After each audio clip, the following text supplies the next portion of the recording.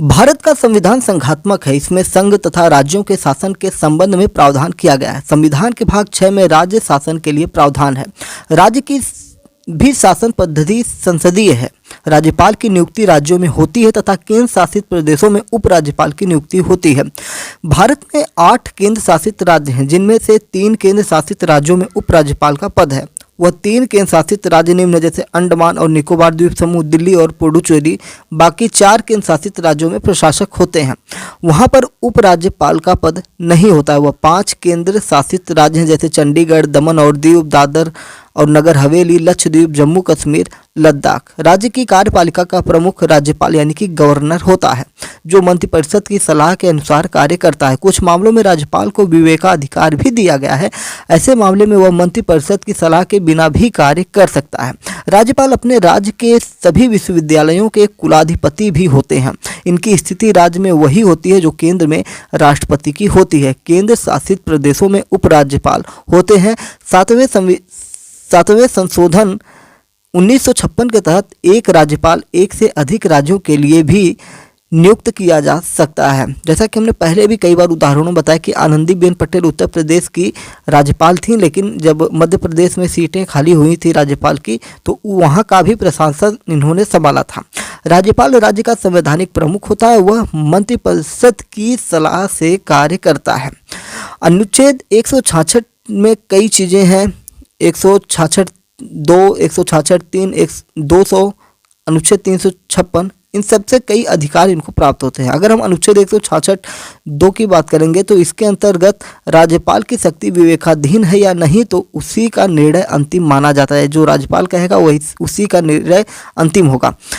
अनुच्छेद 166(3) जो है, राज्यपाल इन शक्तियों का प्रयोग उन नियमों के निर्माण हेतु कर सकता है जिनसे राज्य कार्यों को सुगमतापूर्वक चलाया जा सके। वह मंत्रियों में कार्य विभाजन भी कर सकता है। अनुच्छेद 200 के अधीन राज्यपाल अपनी विवेक शक्ति का प्रयोग राज्य विधायिका द्वारा पारित बिल को राष्ट्रपति की स्वीकृति हेतु सुरक्षित भी रख सकने में कर सकता है। अनुच्छेद 356 के अधीन राज्यपाल राष्ट्रपति को राज्य के प्रशासन को अधिग्रहित करने हेतु निमंत्रण दे सकता है, यदि यह संविधान के प्रावधानों के अनुरूप नहीं चला। यानी कि अगर पश्चिम बंगाल में जिस प्रकार से व्यवस्थाएं चल रही हैं, जैसे कि बहुत ज़्यादा शोर मचा हुआ है कि राष्ट्रपति शासन लगा जाए, अगर राज्यपाल वहाँ पर कह देता है कि हाँ यहाँ पे राष्ट्रपति शासन लगा दिया जाए तो लग सकता है, क्योंकि राज्यपाल जो होता है वही केंद्र सरकार यानी कि राष्ट्रपति की आंख होती है। वो राज्य पर निगाह बनाए रखता है। अगर राज्य में कोई गलत कार्य होता है तो उसके हिसाब से वो ऐसा कर सकता है। राज्यपाल की अगर हम योग्यता की बात करेंगे तो राज्यपाल जो है भारत का नागरिक होना चाहिए। वह 35 वर्ष की आयु पूरी कर चुका हो। वह राज्य सरकार या केंद्र सरकार या इन राज्यों के नियंत्रण के अधीन किसी सार्वजनिक उपक्रम यानी कि लाभ के पद पर न हो। वह राज्य विधानसभा का सदस्य चुने जाने की योग्यता रखता हो। वह पागल या दिवालिया घोषित न किया जा चुका हो। तो अनुच्छेद 157 के अनुसार राज्यपाल पद पर नियुक्त किए जाने वाले ये सारे प्रावधान किए गए हैं। इनकी नियुक्ति के बारे में अगर हम बात करें और इनके कार्यकाल के बारे में बात करें तो संविधान के अनुच्छेद 155 के अनुसार राज्यपाल की नियुक्ति राष्ट्रपति के द्वारा प्रत्यक्ष रूप से की जाती है, किंतु वास्तव में राज्यपाल की नियुक्ति राष्ट्रपति के द्वारा केंद्रीय मंत्रिमंडल की सिफारिश पर की जाती है। राज्यपाल की नियुक्ति के संबंध में निम्न 2 प्रकार की प्रथाएं बनी हुई थीं। पहले 1950-1967 तक ये चली थी, लेकिन बाद में इसे हटा दिया गया था। वो ये था, किसी व्यक्ति को उस राज्य का राज्यपाल नहीं नियुक्त किया जाएगा जिसका वह निवासी है। राज्यपाल की नियुक्ति से पहले संबंधित राज्य के मुख्यमंत्री से विचार विमर्श किया जाएगा। तो ये सारी चीज़ें जो थी पहले 1950 से 1967 तक चली थी। लेकिन हुआ क्या कि 1967 के चुनाव में जब कई राज्यों में कांग्रेस की गैर कांग्रेसी सरकारों का गठन हो गया, यानी कि जब कांग्रेस की सरकार नहीं थी, दूसरे दलों की सरकार बन गई, तो क्या हुआ कि ये प्रथा वहीं पर समाप्त कर दी गई, दूसरी वाली जिसमें कि मुख्यमंत्री से विचार विमर्श करना। अब राष्ट्रपति अपने मन से या प्रधानमंत्री और मंत्रिमंडल की सलाह पर राज्यपाल की नियुक्ति कर देता था। तो राज्यपाल के कार्य अवधि की बात करें तो वैसे तो जो कार्य अवधि होती है ये राष्ट्रपति के प्रसाद पर्यंत होता है। जब तक राष्ट्रपति चाहे तब तक वो अपने पद पर बना रह सकता है, लेकिन एक जो अनुमानित होती है, यदि राज्यपाल की कार्य अवधि उसके पद ग्रहण की तिथि से 5 वर्ष तक होती है लेकिन इस 5 वर्ष की अवधि के समापन के बाद वह अपने पद पर बना रहता है जब तक उसका उत्तराधिकारी पद नहीं ग्रहण कर लेता है। तो ये भी आपको ध्यान में रखना चाहिए। जब राज्यपाल 5 वर्ष की अवधि की समाप्ति के बाद पद पर रहता है तब वह प्रतिदिन के वेतन के आधार पर पद पर बना रहता है। राज्यपाल विश्वविद्यालयों का कुलपति भी होता है, यानी कि जितने भी राज्य में विश्वविद्यालय होते हैं उसके कुलपति जो होते हैं राज्य के राज्यपाल को ही बनाया जाता है। ये एक संवैधानिक प्रक्रिया के रूप में है या ऐसी मान्यता है। ठीक है, तो चलिए अब आगे की डिटेल हम जानेंगे। कीरू हाइड्रो इलेक्ट्रिक प्रोजेक्ट के बारे में थोड़ी सी हम जानकारी लें। इसका भ्रष्टाचार का जो आरोप इन पर लगा है ये है क्या, कैसे इससे जुड़ी हुई बातें हैं। तो यह आरोप है कि कीरू जल विद्युत परियोजना से संबंधित सिविल कार्यों में आवंटन में ई टेंडरिंग के संबंध में दिशा निर्देशों का पालन नहीं किया गया। यह भी आरोप लगाया गया कि CVPPPL नहीं किया गया। यह भी आरोप लगाया गया कि CVPPL जिसे हम अभी हिंदी में CVPPPL कहे हैं कि 47वीं बोर्ड बैठक में निर्णय लिया गया था कि रिवर्स ऑक्शनिंग के साथ ई टेंडरिंग के माध्यम से फिर से कॉन्ट्रैक्ट आवंटित किया जाएगा, लेकिन चल रही निविदा प्रक्रिया को रद्द करने के बाद इसे लागू नहीं किया गया और CVPPL की 48वीं बैठक में पिछली मीटिंग के निर्णय को उलट दिया गया था। देश में लगातार CBI और ED के छापे पड़ रहे हैं और भ्रष्टाचार जो हुए हैं उनको उजागर करने की कोशिश इनके द्वारा की जा रही है। और भारत जब से आज़ाद हुआ है तब से अगर हम बात करें तो सबसे ज़्यादा धन उगाही यानी कि ED के द्वारा और CBI के द्वारा रेड डालने की बात की जाए तो भ्रष्टाचार के पैसों को निकालने में ED पिछले 2014 से 2023 के बीच में हम बात करें तो सर्वाधिक धन उगाही की गई है। लेकिन आज एक स्पेशल छापा पड़ा हुआ है, इसीलिए हम आज ये चर्चा कर रहे हैं कि ये छापा पड़ा है तो इसके राजनीतिक मायने क्या है, 2024 लोकसभा चुनाव से कनेक्शन क्या है और क्या बीजेपी बदला ले रही है या भारत सरकार बदला ले रही है। वैसे तो CBI की बात करें तो सेंट्रल ब्यूरो ऑफ इन्वेस्टिगेशन कहा जाता है, लेकिन लोग कहते हैं और पॉलिटिकल एनालिस्ट कहते हैं कि CBI का प्रयोग एक पालतू तोते की तरह किया जाता है कि जब भी ज़रूरत पड़े वहाँ इसको भेज दो तो आदमी शांत हो जाता है। ऐसा कांग्रेस के ऊपर भी पहले लगा था आरोप, जैसे कि कांग्रेस का मतलब कि UPA गवर्नमेंट जब मनमोहन सिंह जी थे 10 वर्षों के लिए या उससे पहले की बात की जाए और 2014 से लेकर अब तक प्रधानमंत्री मोदी के ऊपर आरोप लगते हैं कि जब भी मोदी के खिलाफ कोई बोलता है तो उसके ऊपर CBI या ED का रेड पड़ जाता है। आपको पता है कि एक गाना भी आया था ये ED क्या है, तो आपने सुना नहीं है तो इसको सुनिए, बड़ा एंजॉयफुल गाना है और उसमें काफ़ी चीज़ें बताई गई हैं जो जिन्होंने भी बनाया है, कांग्रेस या आम आदमी पार्टी किसी ने बनाया मुझे याद नहीं आ रहा है, लेकिन उसमें उनके द्वारा उस गाने के द्वारा ये बताने की कोशिश की गई है कि सरकार किस प्रकार से इसका दुरुपयोग कर रही है। खैर अगर हम एक एजेंसी के तौर पे बात करें तो CBI और ED भारत की एक ऐसी 2 व्यवस्थाएं हैं जो स्वतंत्र रूप से कार्य करती हैं। मीडिया रिपोर्ट्स की बात करें, जो मीडिया रिपोर्ट्स में खबरें निकल के आ रही हैं उसमें बताया जा रहा है कि सत्यपाल मलिक के लगभग 30 ठिकानों पर एक्शन लिया गया है CBI के द्वारा। इनके घर पर भी रेड पड़ी है। जम्मू कश्मीर के पूर्व राज्यपाल हैं सत्यपाल मलिक और उनके घर पर CBI लगातार जांच पड़ताल कर रही है। कीरू हाइड्रो इलेक्ट्रिक प्रोजेक्ट के ठेके के मामले में CBI ने यह एक्शन इन पर लिया है। कुल 30 जगहों पर एक्शन लिया गया है और ANI जो भारत की एक प्रतिष्ठित न्यूज एजेंसी है जिसके द्वारा सबको न्यूज़ प्रोवाइड करवाई जाती है, तो ANI के जो सूत्र हैं उनके हवाले से जो बात निकल के आ रही है मीडिया में वो बता रहे हैं कि एजेंसी ने कुल 30 ठिकानों पर छापेमारी की है और जानकारी के मुताबिक प्रोजेक्ट की ठेकेदारी देने में भ्रष्टाचार का आरोप है, यानी कि ठेका देने के लिए पैसे लिए गए हैं या उसमें भ्रष्टाचार की गई है और उसकी ही जांच के सिलसिले में CBI की टीम पूर्व राज्यपाल के आवास पर पहुंची हुई है। सत्यपाल मलिक ने ही इस घोटाले का आरोप लगाया था।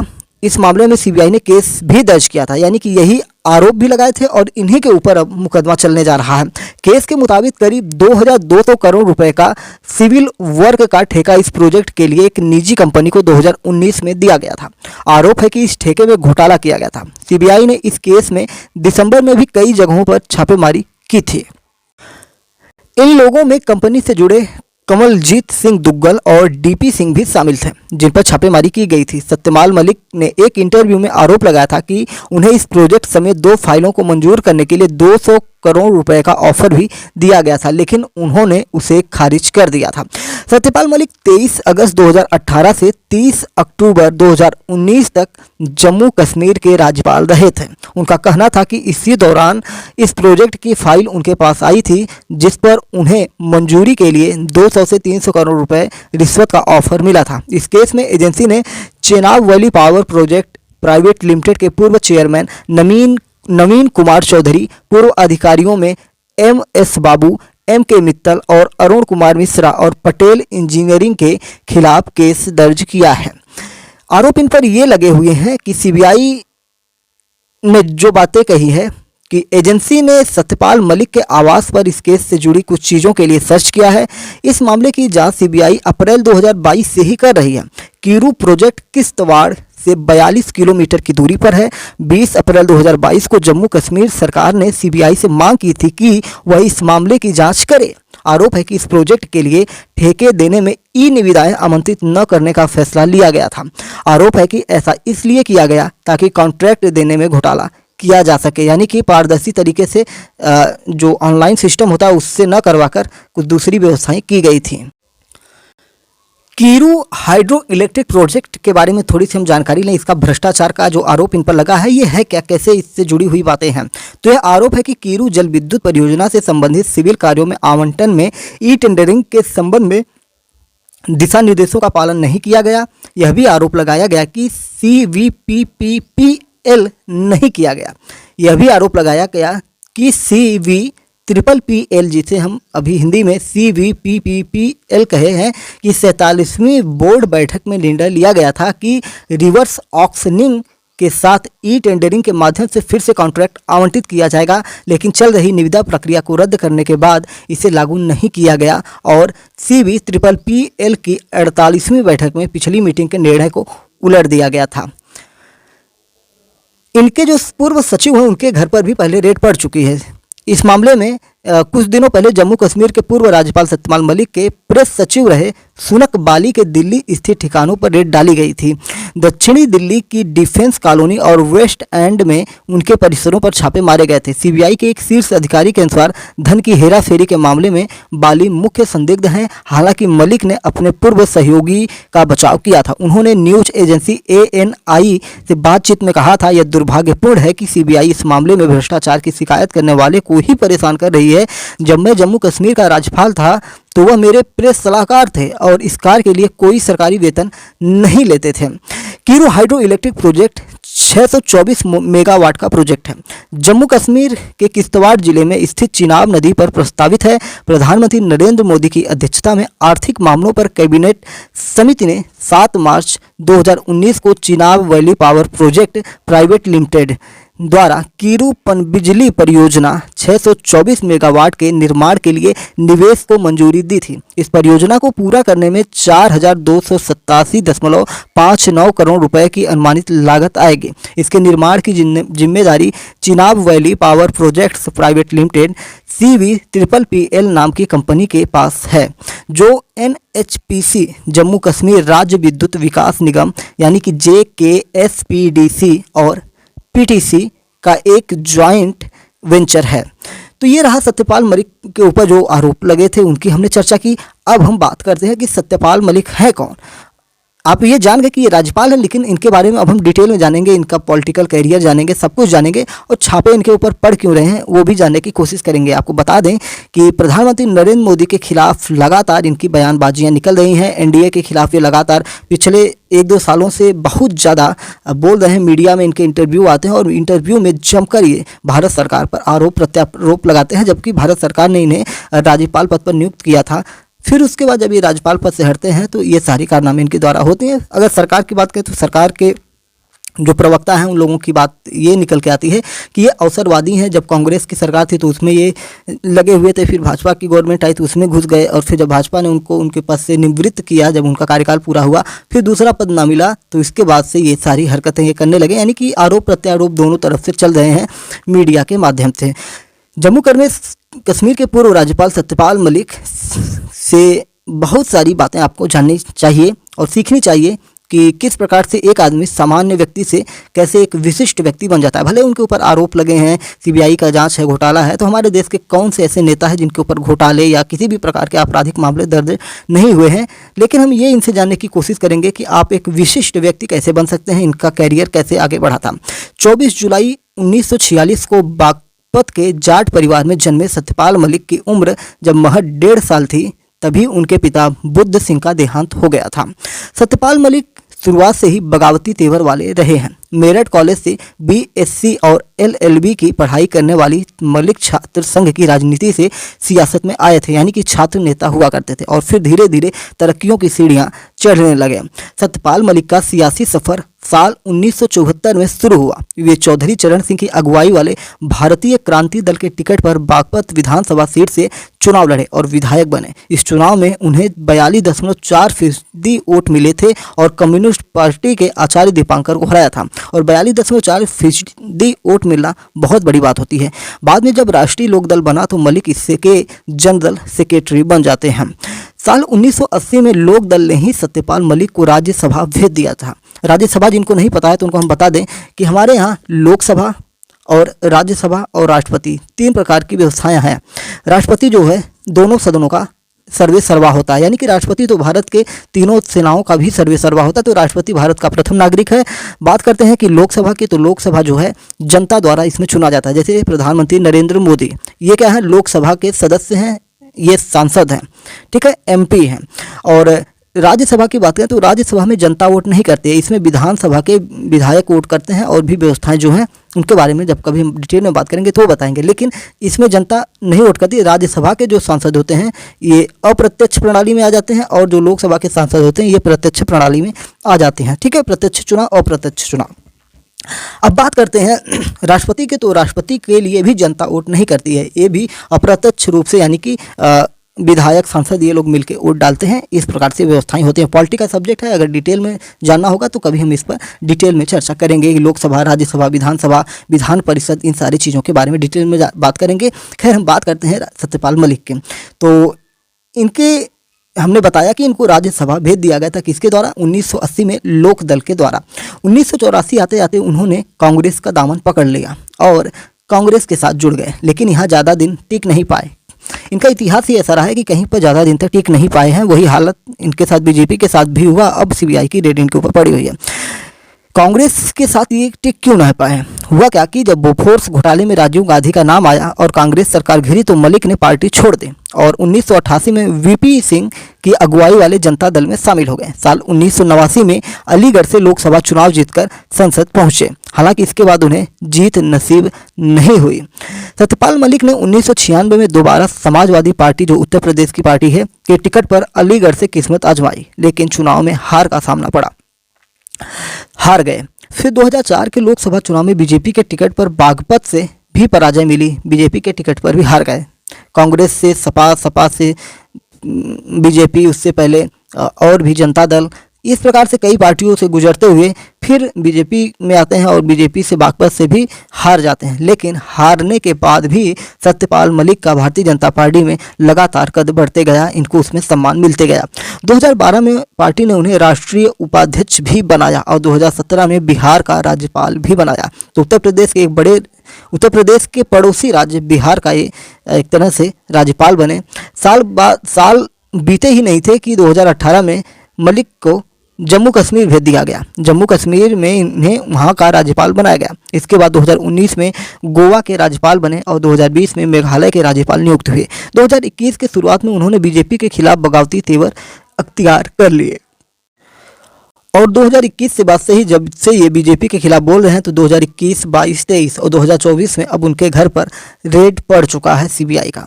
सत्यपाल मलिक की पत्नी इकबाल मलिक शिक्षक हैं और चर्चित पर्यावरणविद हैं, जबकि उनके बेटे देव कबीर जाने माने ग्राफिक डिजाइनर हैं।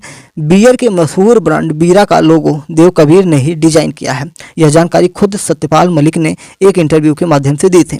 देव कबीर ने नेशनल इंस्टीट्यूट ऑफ डिजाइन से डिप्लोमा हासिल किया है और तमाम बड़ी कंपनियों के लिए काम कर चुके हैं। मलिक की बहू भी IIT से ग्रेजुएट हैं। इनके बारे में अगर हम कुछ चीज़ें बताएं तो सत्यपाल मलिक जब बिहार के राज्यपाल थे तब कौशल विकास से जुड़े एक कार्यक्रम में पहुंचे थे। इसी कार्यक्रम में उन्होंने स्किल के महत्व पर बात करते हुए अपने बेटे का उदाहरण दिया था और बताया था कि किस तरीके से उनका बेटा उनसे कहीं ज़्यादा कमाता है। सत्यपाल मलिक ने कहा था, मैंने अपने बेटे को बताया कि अब मेरी सैलरी 3.5 लाख यानी कि 3.5 लाख रुपए महीने हो गई है। तो उसने मुस्कुराते हुए जवाब दिया कि मुझे एक डिजाइन प्रोजेक्ट के लिए 60 लाख रुपए मिलते हैं। सत्यपाल मलिक की सियासत के अलावा इतिहास, संगीत, फोटोग्राफी में भी दिलचस्पी है। राजनीति पर केंद्रित कई किताबें भी इन्होंने लिखी हैं, लेकिन इस समय कहा जाए तो इनके ऊपर आफतों का पहाड़ टूटा हुआ है और सत्यपाल मलिक इस समय परेशानियों से जूझ रहे होंगे, क्योंकि इनके घर पर सीबीआई का छापा पड़ा हुआ है। तो उम्मीद है कि सत्यपाल मलिक के बारे में जानकर आपके सारे मन में जो सवाल बन रहे थे सब कुछ दूर हुए होंगे, और भी बहुत सारे आपके मन में सवाल होंगे। तो विभिन्न वीडियो के माध्यम से जो भी इनके बारे में चर्चाएं होती रहेंगी भविष्य में, उनमें हम ऐड करते रहेंगे। तो चलिए, चैनल पर नए हैं तो एमपीएस हिंदी को सब्सक्राइब करके डेली करंट अफेयर्स और न्यूज एनालिसिस के लिए हमारे साथ जुड़ जाइए और अपने विचारों को भी कमेंट बॉक्स में बताइए सत्यपाल मलिक से जुड़ी हुई आपकी जो जानकारी हो। तो चलिए फिर मिलेंगे एक दूसरे वीडियो के साथ जिसको हम एक्सप्लेन करेंगे। तब तक के लिए जय हिंद, नमस्कार, भारत माता की जय।